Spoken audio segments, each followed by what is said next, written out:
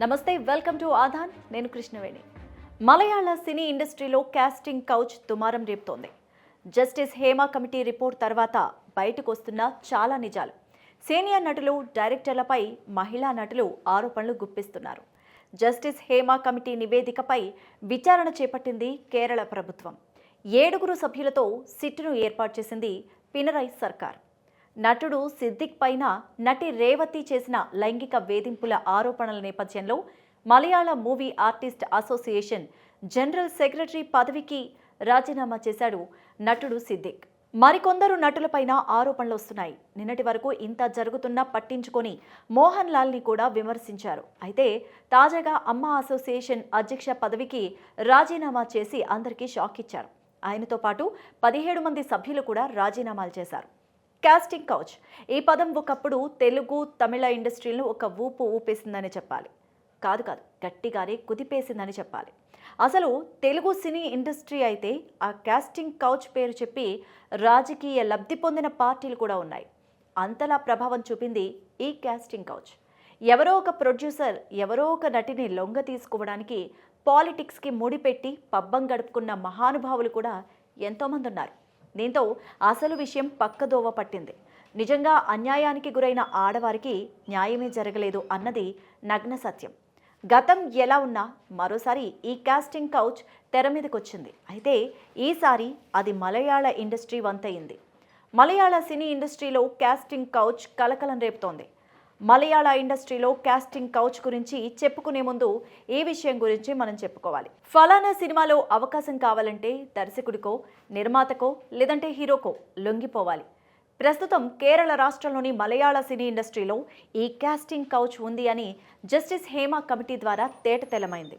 అసలు ఈ హేమా కమిషన్ ఎప్పుడు వేశారు, ఎందుకు వేశారు, ఈ హేమా కమిషన్ ఏమని నివేదిక ఇచ్చింది అంటూ చాలా మందికి డౌట్స్ రావచ్చు.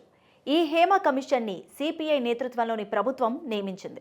అందుకు కారణం 2017లో మలయాళ సినీ ఇండస్ట్రీకి చెందిన ఓ ప్రముఖ నటిని ఎర్నాకులంలో కిడ్నాప్ చేసిన అత్యాచారం చేశారు. ఈ వ్యవహారం అప్పట్లో తీవ్ర కలకలం రేపింది.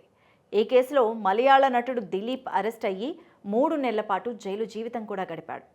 ఇక విస్తృతమైన ఆందోళన నేపథ్యంలో ఇండస్ట్రీలో అసలు ఏం జరుగుతోంది అనే విషయాలను వెలుగులోకి తెచ్చేందుకే హేమా కమిషన్ను ఏర్పాటు చేశారు. మలయాళ చిత్ర పరిశ్రమలో మహిళలపై క్రమ పద్ధతిలో లైంగిక వేధింపులు జరుగుతున్నాయంటూ ఆ కమిషన్ పేర్కొంది. మహిళా ఆర్టిస్టులు ఎదుర్కొంటున్న దోపిడీని, వేధింపులను ఈ హేమా కమిషన్ అధ్యయనం చేసింది. అయితే సినీ ఇండస్ట్రీ కోసం భారతదేశంలో ఇలాంటి కమిషన్ను ఎవ్వరూ ఏర్పాటు చేయలేదని చెప్పాలి. మలయాళ సినీ ఇండస్ట్రీ అంటేనే చాలా వైవిధ్యమైన చిత్రాలు, యథార్థ జీవితానికి దగ్గరగా ఉండే చిత్రాలు రూపొందిస్తారు అని పేరుంది. పైగా మలయాళ ఇండస్ట్రీలోని నటీనటులకు కూడా నటనపై మంచి పట్టు ఉంది అనే మాట కూడా వినిపిస్తూ ఉంటుంది. కానీ అలాంటి ఇండస్ట్రీలో నటీమణులు, జూనియర్ ఆర్టిస్టులు వేధింపులకు గురవుతున్నారు అన్న నిజం జీర్ణించుకోలేని విధంగా ఉంటుంది. మలయాళ ఇండస్ట్రీలో పవర్ గ్రూపులు ఉన్నాయట. ఇండస్ట్రీలో ఛాన్సులు కావాలంటే క్లోజ్గా మూవ్ అవ్వక తప్పదు. దర్శక నిర్మాతలకో లేదంటే హీరోకో లొంగిపోక తప్పదు.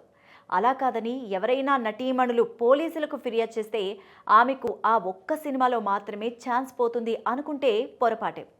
ఈ ఘటన మనం చిన్మయి విషయంలో విన్నాం. మలయాళ సినీ ఇండస్ట్రీలోని ఏ ప్రొడక్షన్ కంపెనీ నుంచి కూడా అవకాశం రాదు. దాన్నే పవర్ గ్రూప్ అంటారు. మలయాళ సినీ పరిశ్రమలో మహిళలకు వర్కింగ్ కండిషన్స్ ఉంటాయి. రెమ్యూనరేషన్లో వ్యత్యాసం ఉంటుంది. కాస్టింగ్ కౌచ్ మొదలు వివక్ష వరకు అనేక ఇబ్బందులు ఫేస్ చేస్తుంటారు. సినీ పరిశ్రమలో పనిచేసే సమయంలో మహిళలకు అక్కడ సరైన టాయిలెట్ సౌకర్యాలు కూడా లేవంటూ హేమా కమిషన్ నివేదిక పేర్కొంది. ఇక దుస్తులు మార్చుకునేందుకు సురక్షితమైన గదులు లేక వారంతా నానా ఇబ్బందులు పడుతున్నారని చెప్పింది. సినిమా చిత్రీకరణ ప్రదేశాల్లో టాయిలెట్స్, దుస్తులు మార్చుకునేందుకు వీలుగా గదులు ఏర్పాటు చేయాలంటూ సిఫార్సు చేసింది ఈ కమిషన్. ఇక సినిమాల్లో అవకాశం కోసం వచ్చే అమ్మాయిలు లేదా మహిళలు కొందరితో సన్నిహితంగా మెలగాల్సి ఉంటుందని ముందే చెప్తారు. అందుకు అంగీకరిస్తేనే సినిమాలో ఛాన్స్ లభిస్తుందట. లైంగిక సాన్నిహిత్యంతో పాటు అడ్జస్ట్మెంట్, కాంప్రమైజ్ అనే పదాలు మలయాళం ఇండస్ట్రీలో సర్వసాధారణమని ఈ కమిటీ గుర్తించింది. సినిమా షూటింగ్ సమయంలో మహిళలు బస చేసే హోటల్ గదులకు పురుషులు మధ్యమధ్యలో వచ్చి తలుపులు తడుతూ ఉంటారు. వాటిని తెరిచేంత వరకు బలవంతంగా డోర్లు పగిలేలా శబ్దాలు చేస్తారని తెలుస్తోంది. అందుకే కొందరు నటీమణులు వారితో పాటు కుటుంబ సభ్యులను లేదంటే వారి స్నేహితులను తెచ్చుకుంటూ ఉంటారు. ఒక మహిళ ఒంటరిగా ఆఫీస్కు వెళ్ళి తన పని తాను చేసుకొని తిరిగి రాగలుగుతోంది. కానీ సినీ ఇండస్ట్రీలో మాత్రమే ఇలా సహాయకులో, కుటుంబ సభ్యులో, స్నేహితులో తోడుగా రావాల్సి వస్తోంది. సాధారణంగా ఈ వేధింపులు బిగినింగ్ స్టేజ్లోనే ఉంటాయి అనుకుంటాం, కానీ ఇండస్ట్రీలో ఎదిగే కొద్దీ ఈ వేధింపులు కూడా పెరుగుతాయట. ఇది మాత్రం ఆశ్చర్యం కలిగించే అంశమే. రెమ్యూనరేషన్ విషయంలో కూడా నటీమణులకు వేధింపులు తప్పడం లేదట. ఇండస్ట్రీలోని అగ్రశ్రేణి నటీనటులకు తప్ప మిగిలిన వారెవ్వరికీ ఈ రెమ్యూనరేషన్ విషయంలో అగ్రిమెంట్స్ ఉండవు. కాబట్టి పని పూర్తయ్యాక ఎంత ఇస్తే అంత పుచ్చుకొని ఊరుకోవాల్సిందే. ఈ దారుణాలపై నటి శారద కూడా స్పందించారు. ప్రస్తుతం ఉన్న పరిస్థితుల నుంచి మలయాళ చిత్ర పరిశ్రమ చాలా మెరుగుపడాల్సి ఉందంటూ కామెంట్ చేశారు.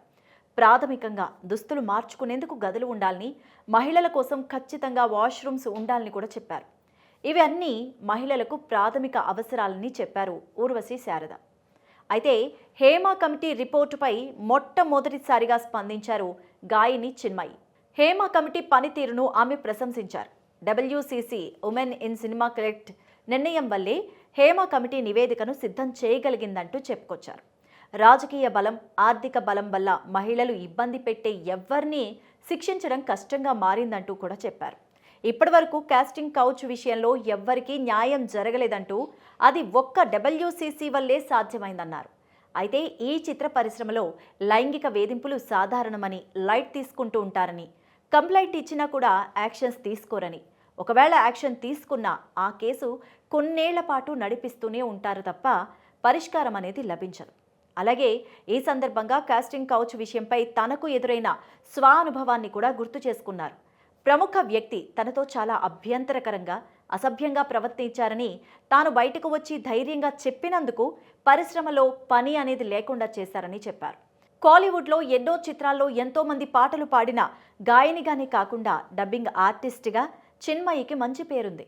విదేశాల్లో ప్రోగ్రాం కోసం వెళ్ళినప్పుడు గీత రచయిత వైరముత్తు తన్ను వేధించాడని, ఈ విషయాన్ని ధైర్యంగా బయటకు చెప్పినందుకు, తన మాట విననందుకు కెరియర్ పైనే దెబ్బ కొట్టాడని చెప్పింది. ఈ క్రమంలోనే కోలీవుడ్ పరిశ్రమ అంతా 5 ఏళ్ల పాటు చిన్మయిని బ్యాన్ చేసింది. 5 ఏళ్ల తర్వాత ఆమె ఇటీవలే లియోలో త్రిష పాత్రకు డబ్బింగ్ చెప్పింది. నో అన్న వాళ్ళని కెరీర్ పైన దెబ్బ కొడుతూ సునకానందం పొందుతూ ఉంటారు అంటూ చిన్మయి వ్యాఖ్యానించారు.